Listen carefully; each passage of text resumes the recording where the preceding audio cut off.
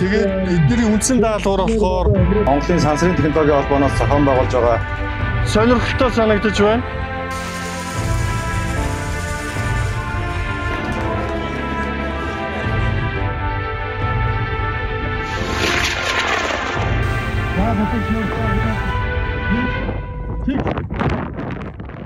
Бүгдээрээ анхандаа мэдэхгүй суралцснаа. Суралцжээч бүгдээрээ хийнэ. Хийдэг болсныхоо дараа өрсөлдөн тэгээд тэргүүлнэ. Бид нэр ийм замаар явна. Энд ямар ч шат дэшгүүрийг алгасах боломжгүй.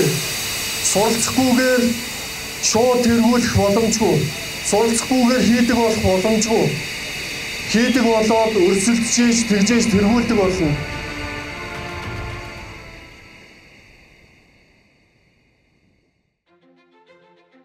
Түр байж байгаарэ. Эхлээд Кансат гэж яг юу болохыг хамтдаа ойлгоцгоё. Мэдээж их сургуулийн хэмжээнд сансрын инженерчлэлийг боддоор турших боломжгүй шүү дээ. Тиймээс лазанд багтруулж жижиг хиймэл дагуулыг хийлгэж туршсанаар жинхнийг нь бүтээх, мэдлэгийг олж авах боломжтой байна гэж бодсон байна. Диаметр нь 66 мм, өндөр нь 115 мм-с хитрэх ёсгүй. Тэмцээнд оролцогчид энэ хэмжээнд багтах хиймэл дагуулыг кодс буюу зах зээл дээр бэлэн зарагддаг электрон төхөөрөмжүүдийг ашиглан усрах ёстой байд юм байна. Энэ жил 8 дахь удаага Кансат, буцагч, сансар бод гэсэн 3 ангиллын хүрээнд явагдсан. Кансатад оролцсноо гэдэг нь нэг өдөр очиод хиймэл дагуулаа ухсраад хөөрөгч зүйл биш. Энэ бол олон сарын хөдөлмөрийн үр дүн байдаг. Тэмцээнээс өмнө бид зарим багуудын бэлтгэл ажил дээр очсон байгаа. Оюутнууд Кансат тэмцээнд хэрхэн яаж бэлддгийг хамтдаа харцгаая.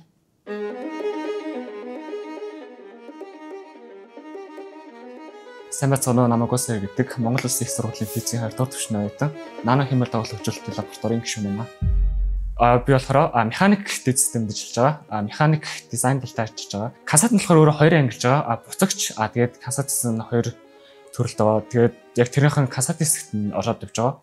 Тэрнийхэн яг дизайныг ямар хөө байхын яг ундааны лазанд багтахаар хэмжээтэй хиймэл дагуул гэж гэсэн нэг тийм утгатай шүү дээ Кансат.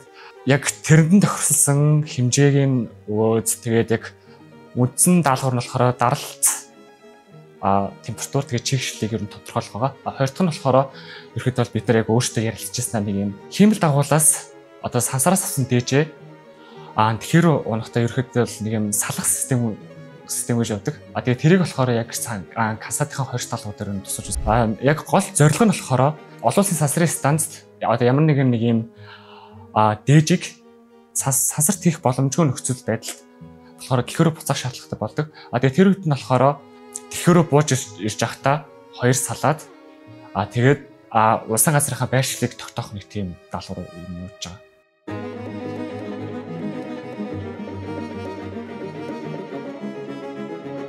За намайг Ган Зориг охтой Ганбаяр гэдэг. За би үндэсний Батлан улс сургуулийн цэрэг нэгдсэн дээд сургуулийн агаарын цэргийн танхимын зенитийн артиллерийн команд мэргэжлэлээр 3 дугаар дамжаад суралцдаг байна.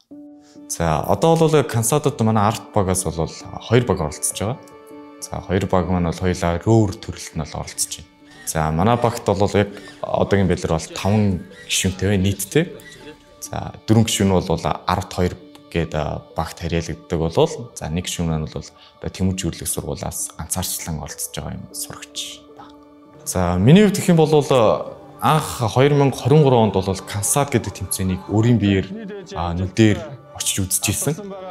Тухайн үед бол надад айгүй тийм нэг гоё мэдрэмж бол төржлээсэн л та. Гэхдээ бол яг тэр оны яг тэмцээнд нь бол рөөр гэдэг төрлийг амжилттай биелүүлсэн тийм баг огт байгаагүй.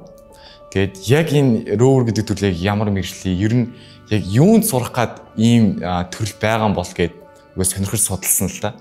За энэ роботуудыг анхан шатных нь мэдгдүүнийг олж авахын тулд энэхүү тэмцээн байдсан мэн гэдгийг ямтаач нэгт мэдэж авсан. Мэдээж роботыг чи мэдээж ингээд програм, электроник мэдээж чухал. Гэхдээ яг түүнд яг хэрэгтэй болоод түүнийг амжилттай хийх гээд байгаа жижиг алхмууд гэсэн маш их ингээд том түлхэц болдсон байна.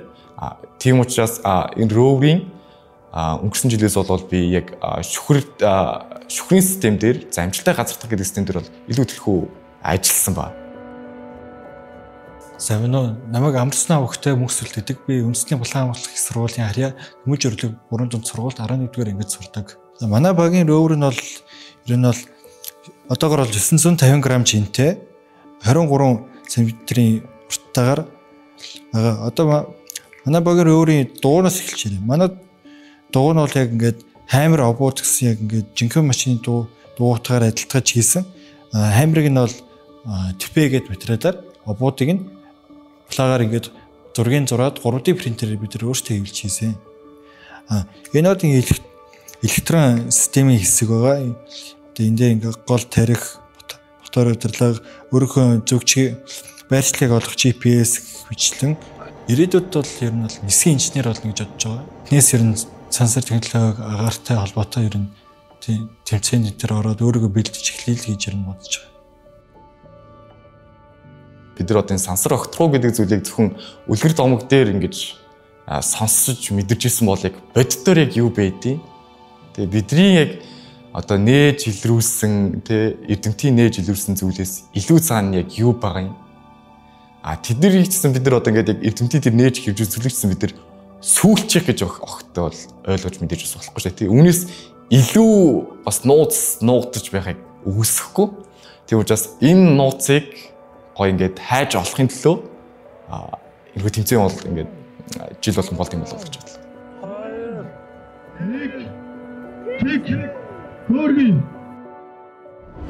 Оролцогч багууд дөрмийн дагуу ундааны лаазанд багтгууц хиймэл дагуул хийж цойлуураар дээш хөөргөн агаарч шүхрээр буух үедээ 2 даалгавар гүйцэтгэх ёстой.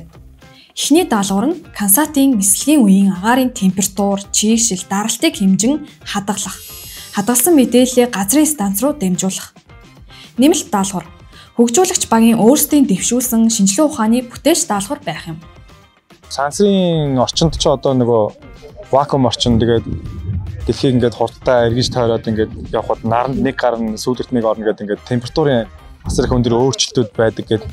Энэ болгонд ажилладаг хиймэл дагуулын дизайн загвар хийх гэдэг нь өөрөө систем инженерч хиймэл дагуулын инженерчлийн өөрийнх нь сорилт байдаг. Тэгээд яг тэрнтэй л адилхан гэсэн үг. Ер нь бол тэгэхээр энэ тэмцээн бол ингээд жижиг ингээд талбай дээр тэмцэлдэж үргэлжлэж байгаа юм шиг боловч хиймэл дагуулын өөрийнх нь инженерчлийн гол асуудлыг хүүхдүүдэд ингээд анхнаас нь ингээд сургадаг учраас ач холбогдолтой. Тийм учраас ингээд сансрын салбарын компаниуд болон байгууллагууд бүгдээрээ энэ тэмцээнд ингээд ач холбогдлогод оролцдог.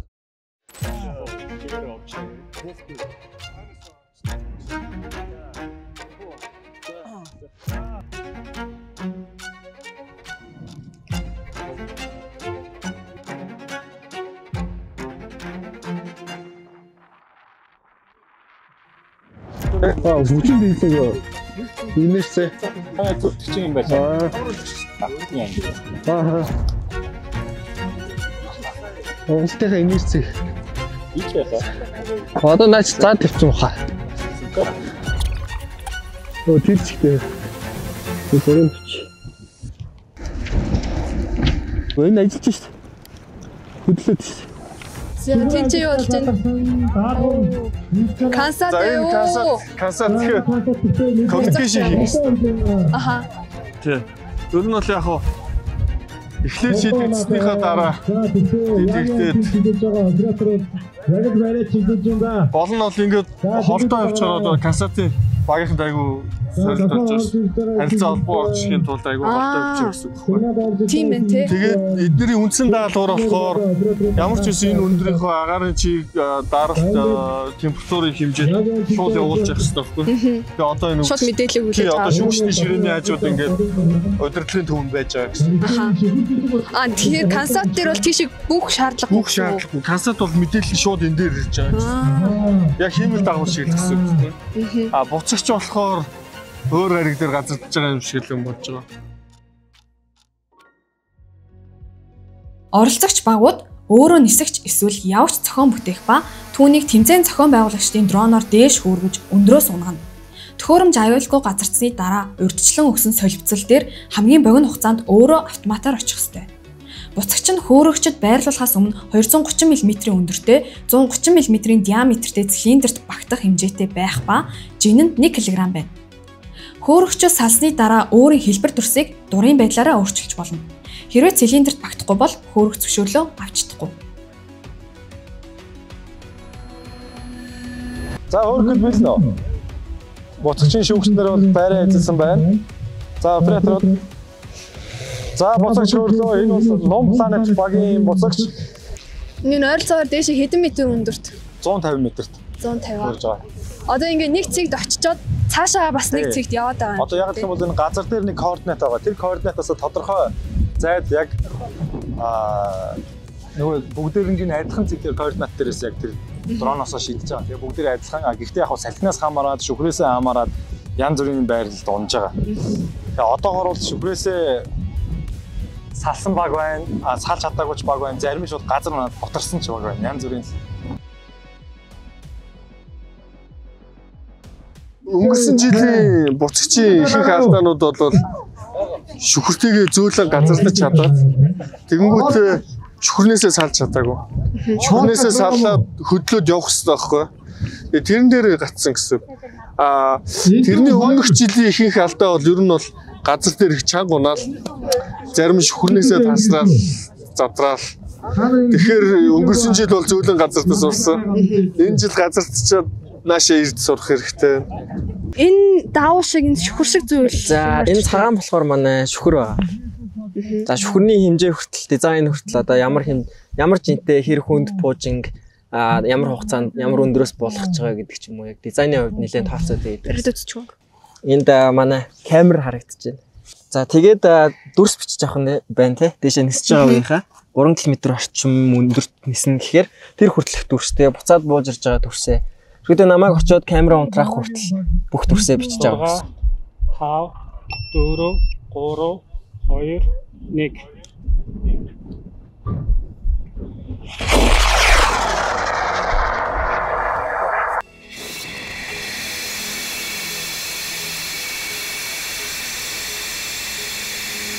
Тооцор байна 3000 тасан байх хэрэгтэй. Тэгэхээр тэр шүр задрсан бол одоо баг. Задраг бол газарт унтсан байна. Задраг бол одоо газарт унтсан байгаа. Гэтэ бас нүднээс алдчихж магадгүй шүү дээ. Шээсээ хараарай заяа. Бүх чиглэл рүү хараарай.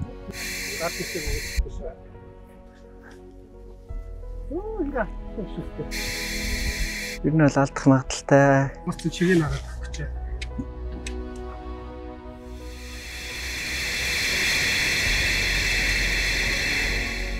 Одоогоос бол 100 орчим жилийн өмнө энэ үйл явдлууд болж исэн хүн төрөлхтний хувьд анхны тохиолдол болж исэн байгаа. Суралцж бүгдээрээ хийнэ. Хийдэг болсныхоо дараа өрсөлдөн тэгээд тэргүүлнэ. Бид нэр ийм замаар явна. Энд ямар ч шат гიშгүүрийг алгасах боломжгүй. Суралцахгүйгээр шууд тэргүүлэх боломжгүй. Суралцахгүйгээр хийдэг болох боломжгүй. Хийдэг болоод өрсөлдөж тэгжээж тэргүүлдэг болно. Энэ зам бидний өмнө байгаа. Бид нар дөнгөж эхний гიშгүүр дээрээ гიშгэж байгаа. Тэгэхээр биднэрт бол цаашаа зөндөө явах гიშгүүрүүд замууд байна.